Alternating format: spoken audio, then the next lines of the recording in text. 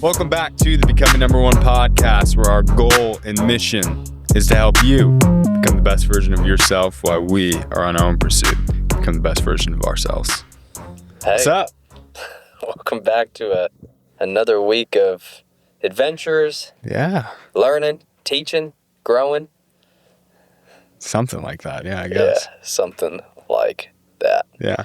No, it's been interesting. Like we've talked about before, we got a handful of, maybe I can't say a handful, a few new guys in the office, so we're in constant teacher mode, but also learning mode at the same way. I think a great way to learn yourself is by teaching, and I can say that holds true for me.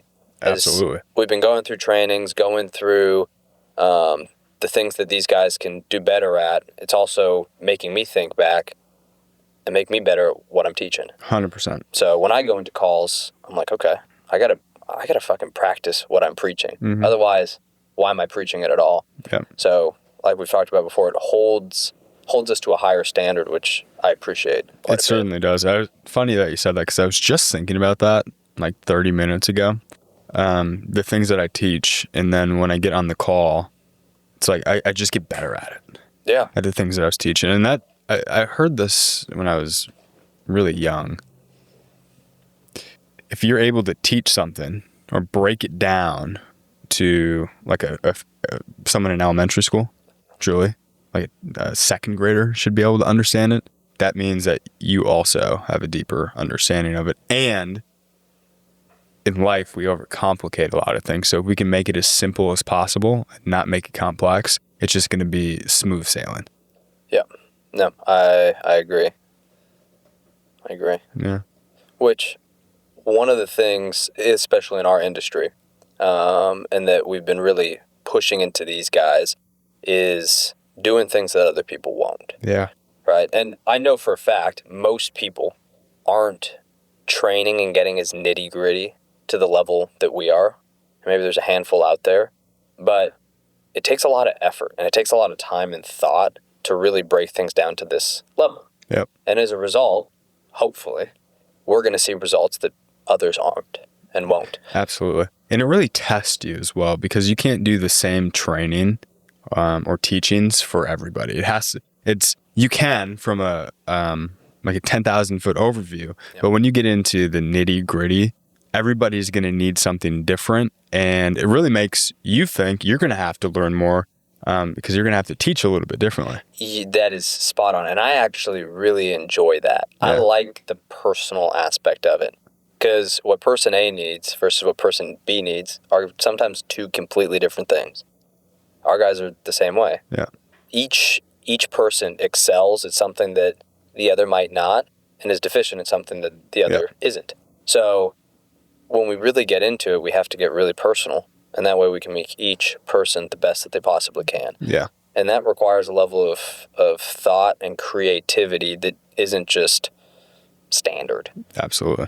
I think we do have a good dynamic going though with everything, because you've been a lot more on the what we're doing teaching side, mm-hmm. and then I've been a little bit more on the life teaching side. Yes. And we've been mixing that together, which, in my opinion, it's been good. Yeah, and it's been a big thing for us that we talk about in this, but we also talk about in the office, is how important the specific to our business stuff is, but also how important the life stuff is. Absolutely. And we're not in the business of divulging people's dirty laundry or personal life, but it's become ever more clear how important having your life together is. Yep. Right? If you have shit going on behind closed doors, the analogy I was using is, if part of the house is on fire, the rest of the house is either filled with smoke or about to catch on fire, which isn't a good thing. Yep. So if you're going to excel at the thing that you spend 9-10 hours a day doing, the house can't be on fire. Absolutely. You got to go extinguish it. Completely agree. How you do one thing is how you do everything. And I mean, we always stress it. If you're doing good in here, you'll do good out there. If you're doing good out there, you'll do good in here. Everybody can take away something from that.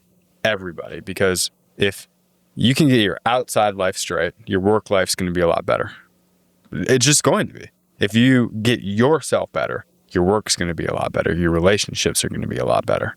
Your financials are going to be a lot better. It all aligns, everything in life that we do. Yeah, vice versa. If you're not getting the results that you want at work, you're going to be stressed when you come home. Yeah. If things aren't going right at work, it's going to be really hard to leave it at the door. Mm-hmm. Nope, it's going to walk in right with you.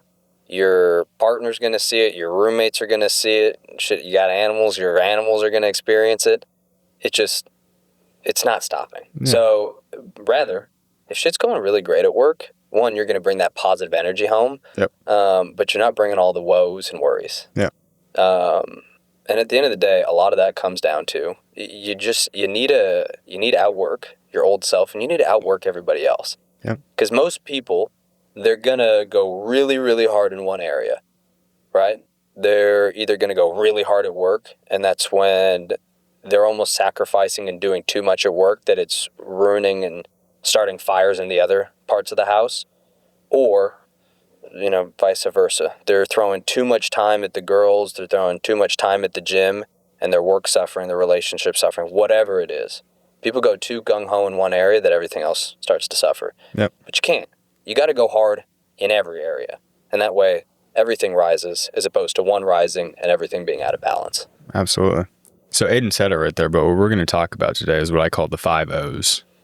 And we'll dive into all of them, but the world works in mysterious ways, but the world favors the people that do the work, that out-strategize, that outmaneuver, that outthink.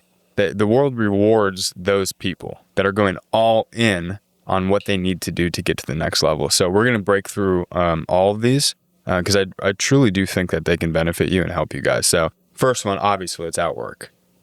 It's outwork. And you don't need to be a rocket scientist to work harder than everybody else in your field. If you literally wanted immediate results in what you're currently doing, if you just outworked everybody in, let's say you're in an office, if you outworked everybody in your office, you're going to be number one eventually. Yep. Now, you keep outworking everybody all the time. And the best way to do this is what I personally do, is I have somebody in my mind. They don't even exist, but I believe that they exist now. And when I'm not working, I believe that they're working. And then I'm like, oh shit, okay.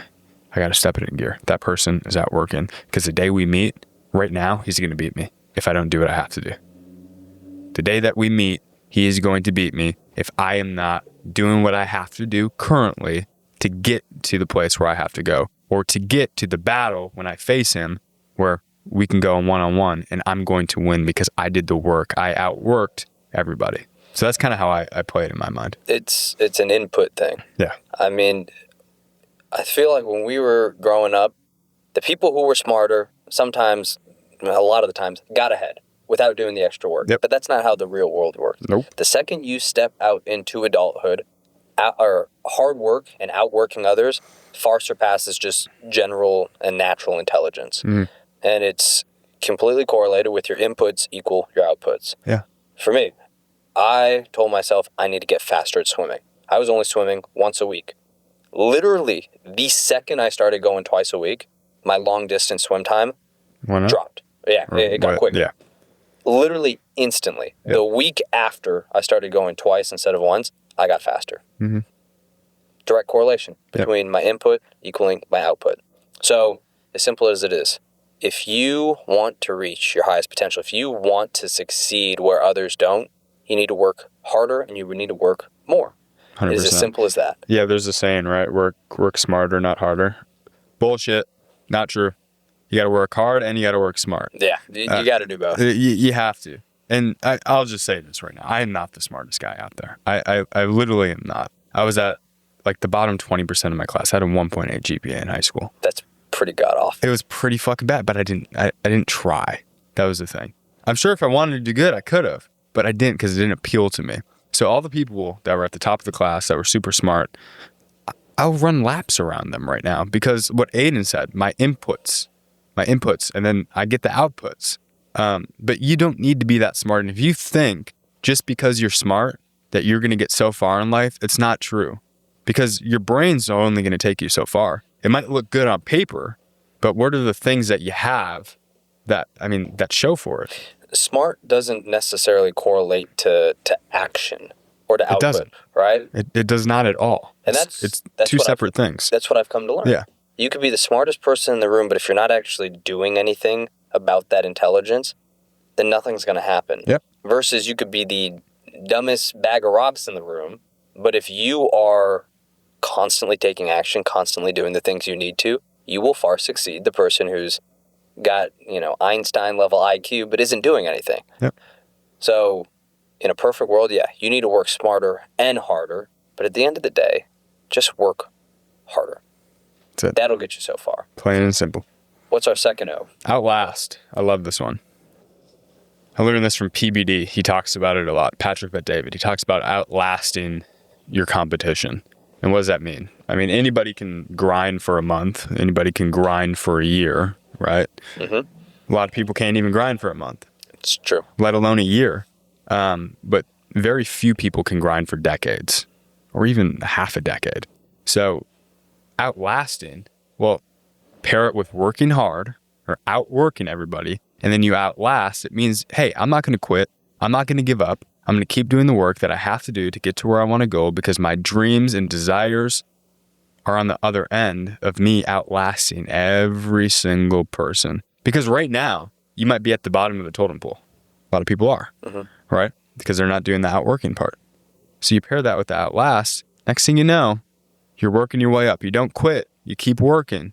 You're leveling up each time. And before you know it, 5 years go by, half the people that were on the board in the first place, they fell off. They're gone.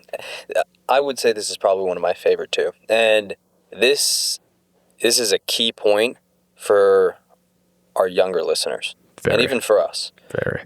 Time is the one asset that everybody has a finite amount of. And nobody knows how much of it we each have. So the younger you get started, the bigger advantage you have. Somebody who starts, investing is a great example. I mean, I don't know what the actual data is, but somebody who invests like $10,000 when they're 18, if they just stop right there and never put another dollar in, let's say you have like $2 million, $3 million, whatever, versus somebody who was even 30 and put $10,000 in, by the time they reach retirement, they might have $800,000. It's a time thing. The longer you have yourself in the game, the better your results are going to be. Mm-hmm.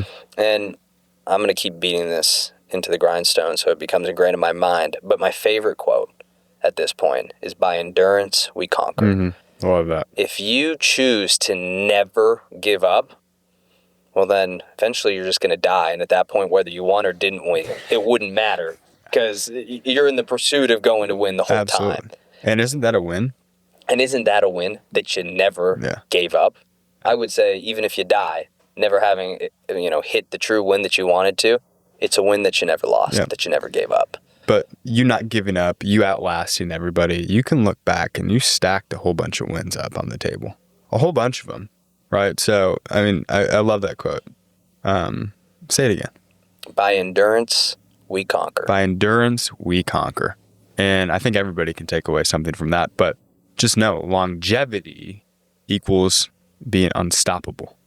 Yeah. Longevity. And that's what we're all going after for, right? Like, especially if you're a person in health and wellness, like, you want longevity. You want your body to be good. You want to put good food in your body, because we want longevity. It's the same thing in business. It's the same thing in the pursuit of becoming the best version of yourself.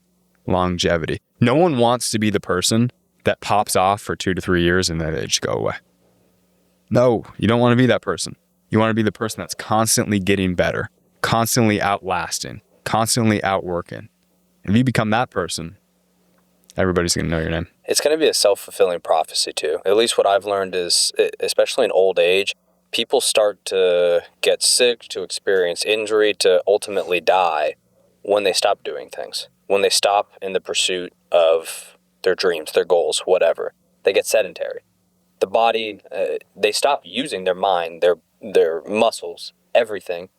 And eventually the body says, okay, we're not going to use it anymore. Yep. And so you kind of just cease to exist. So if you choose to take the path of endurance, to just basically commit to never stopping, even if you're not sprinting the whole time, as long as you're moving forward forever, you're gonna live longer. Mm-hmm. And you're gonna blow past people who, might have skyrocketed up and then fell off after a year, 2 years, 3 years, 5 years even. Because I can tell you, 70 years is a hell of a lot longer than 2 or 3. Yeah. So long time. 70 years. A lot of you that listen are, not even half that age. No. Not even a quarter of that age yet. But next one, outthink. I like this one. Hard work without strategy is wasted energy. You need to be smarter, faster, sharper in your decision making. Outthinking. What do winners do, Aidan? What are winners constantly doing all the time? Well, they're always thinking forward. Yep. Always. They're always, and how they get there is they're always putting great things in their mind. They're learning things, they're reading, they're adapting, they're implementing the things that they learn. They're thinking 5 steps ahead. They're thinking forward. They're thinking into the future. I've come to the conclusion that just shutting off your mind and taking action is better than getting stuck in analysis paralysis. But the ideal situation is before you act to think. Yep. And to think hard. You're going to save a lot of time. You're going to save on fails, mistakes, with just a little bit of extra thought, right? So if you can start thinking more than just blindly doing, you're going to save a whole lot of user error, and that ultimately will get you ahead of people. Absolutely. Let's talk about the error, though. Yeah. This is good. Most people don't analyze their errors. That's true. Most people don't think about their errors. Yep. They fail, they say, damn, that sucked, and then they ultimately go and continue to make the same errors. Yep. They haven't given it any thought. You're right. They haven't analyzed it. They haven't learned, okay, why did this happen? What did I do that led to it? How can I not do that in the future? Yeah. Well, shit, let's stack another one on top of this. Most people don't even analyze their wins. No, they don't. Right? It's crazy. You don't analyze your wins or your failures. Imagine if you analyze both. Okay, the failure of this happened. I can change this. Looks like I went wrong here. Okay, perfect. You make that change. Now you win. And there's a couple other key components within that win that you can analyze that's only going to propel you further. Well, everybody wants to win, right? Of course. So if you've won once, why wouldn't you want to learn how you did it so you could replicate it and do it again? Yeah. It almost seems like common sense, but yet you're right. Most people don't analyze definitely their losses, but they don't analyze their wins. Yep. So how can they expect to replicate results if they don't know how they got there? Absolutely. And the other thing about outthinking is thinking bigger. It's another thing too. We don't think big enough. I like that notion. You've brought this up plenty of times. It's the role of a leader to have a vision so big that everybody who's looking up to them, their dreams can fit within it. Yeah. And we've already talked about you don't just need to be a leader in a company. You're a leader within your family. You're a leader to your coworker who started after you and looks up to you. You're a leader to somebody. So you need to be conscious of that and think bigger. Set your goal, set your vision so that everybody who's looking up to you can find a path within it. Yep. And then think long term. Yep. Got to think long term. We're so caught up in the next month, the next year. Me and Aidan, we've had conversations what we want to do in the next 10 years. 10 years is a long time. But it'll be here like that. So that's why we want to think. We need to think in that 10-year mark because it'll be here before we know it. But we also know if we keep that vision big of what we want to do in the meantime, we can do the things necessary to keep building every single day, every single month, every single year to eventually that 10-year comes and, hey, we surpass what we wanted to do, our initial vision. And it's always going to change too. It's the same thing with difficult times too. The last time I was in a rut, I gave a lot of thought to this. Because when you're broke or when you are going paycheck to paycheck and you have a bunch of debt and you're like, fuck, how am I going to make the bills work this month? Or when you're going through a rough patch in your relationship, whatever it is, when you're in a rut and it's all your mind can think about, it's hard to think out of it. You're like, shit. Is this how it's always going to be? At least that's how I was. I got so caught up in it day to day that it felt like it was going to last forever. But then I realized, shit, this isn't the first time I've been in a rut. This isn't going to be the last time I've been in a rut. People forget that. Obviously, I'm going to get out of it. Yep. At some point. It could be a couple days from now. It could be a month from now. It could be a few months from now. But I will get out of this. Yep. So stop getting so stuck in it.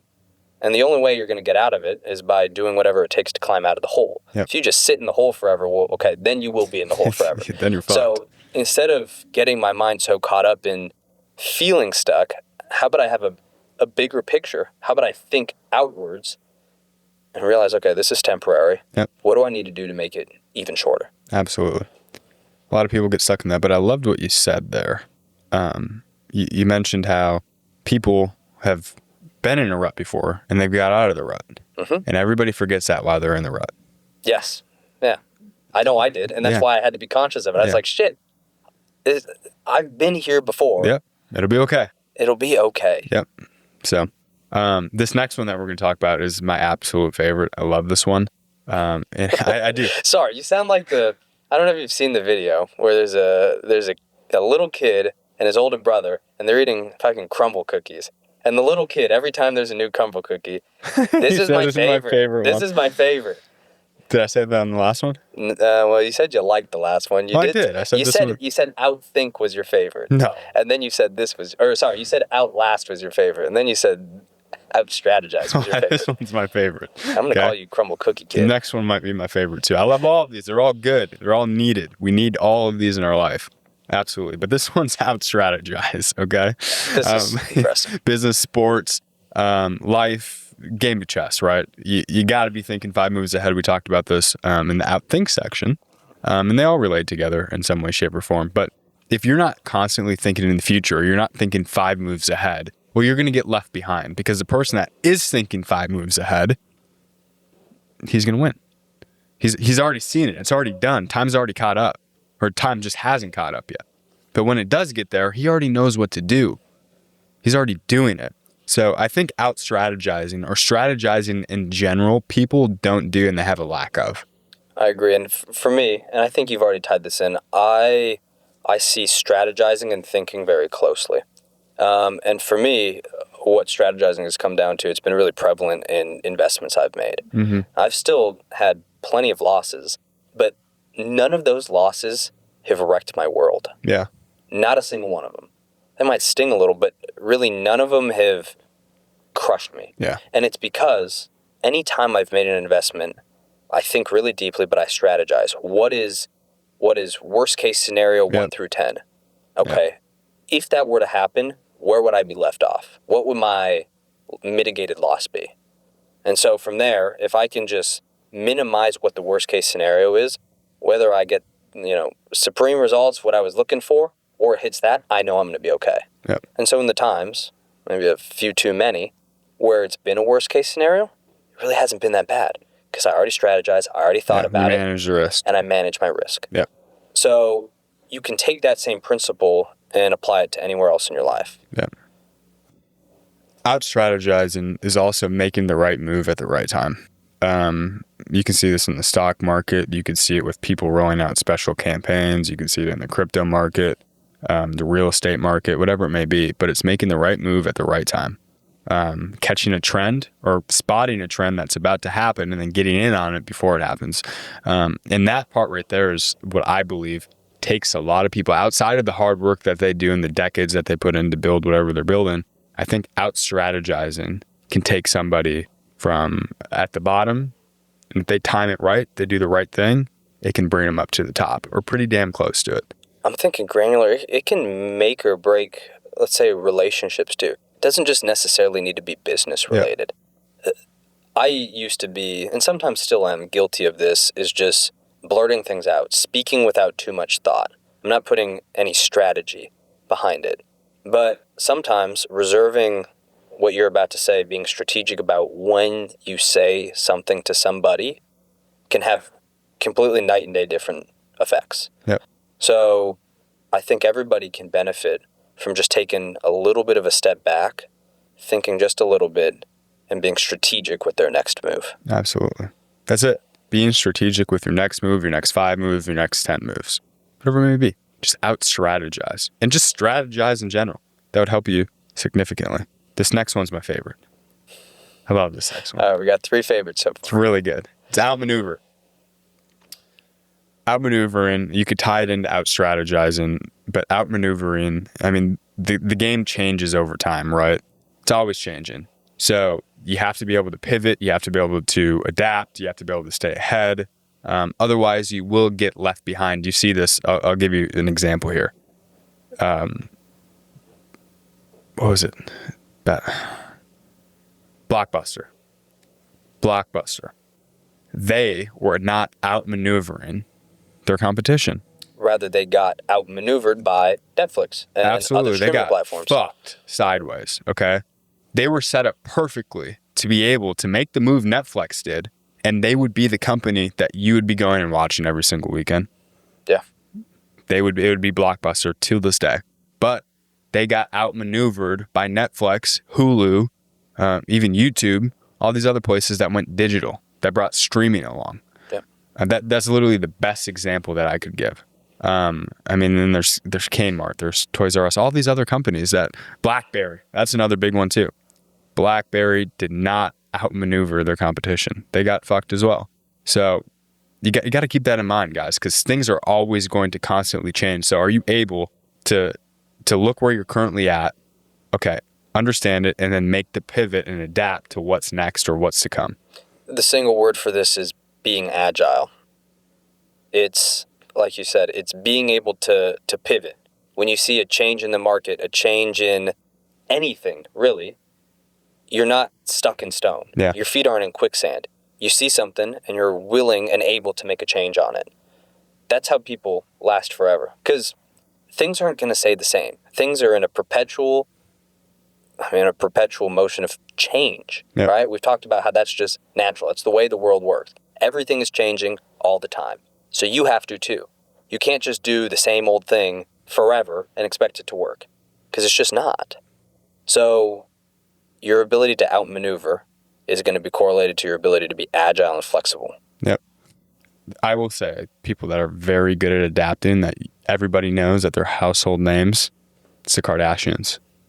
Look at the Kardashians. They went from not even really being on TV. They had fame, and then they got a TV show. And then social media came out. They got big on social media. I think Kim Kardashian has 300-something million followers on Instagram. They're really big on that. And now they're on Hulu, which is a streaming platform. But then what have they also done? Individual sisters have pivoted into using the fame that they got from, say, their father being attorney, into pivoting into... Which one? yeah, okay. Into pivoting... Bruce? Yeah, well, now Caitlyn. But pivoting into a TV series, and then into pivoting into these personal brands, pivoting into personal businesses built off the brands. They've constantly been iterating and changing what they're doing to just leapfrog from one opportunity to the next. And whether you love them or hate them, they are wildly successful. And relevant. Very, very relevant. They've managed to stay relevant for a decade or so, maybe even more, when most people have a hard time staying relevant for a season, a year. Mm-hmm. Absolutely. So, guys, I want you to look at all these things that we just talked about, my 3 favorites, and 2 more, right? Outthinking, outworking, out-strategizing, outmaneuvering. Am I missing one? You might be. I might be missing one. Outlasting. I want you to think of these. How can you implement them in your life? What are you currently lacking in right now? Because I guarantee all these areas, there's something that you're not doing within them to be able to propel you to live a better life. Yep. And I think you start implementing these today, and you're going to see that the possibility of what you're capable of is going to go through the roof. Yeah. And it's not about you. I know we talked a lot about competition today, but it's not just about you beating other people. It's about you not being able to be beat. I want you to think about it. Can you turn yourself into the person that cannot lose, that cannot be beat by anybody? Because you're doing all these things. You're out working, you're out thinking, you're out lasting, you're out maneuvering, you're out strategizing. All those things. If you can turn yourself into a person who can embody all of those, you're going to be the person that can't be beat. It's a state of being, but it's also a mindset. And I think that mindset will get you so far. That's the mindset that allows you to do shit that you thought was impossible, but end up making possible. Yep. Appreciate you guys. Let's get after it.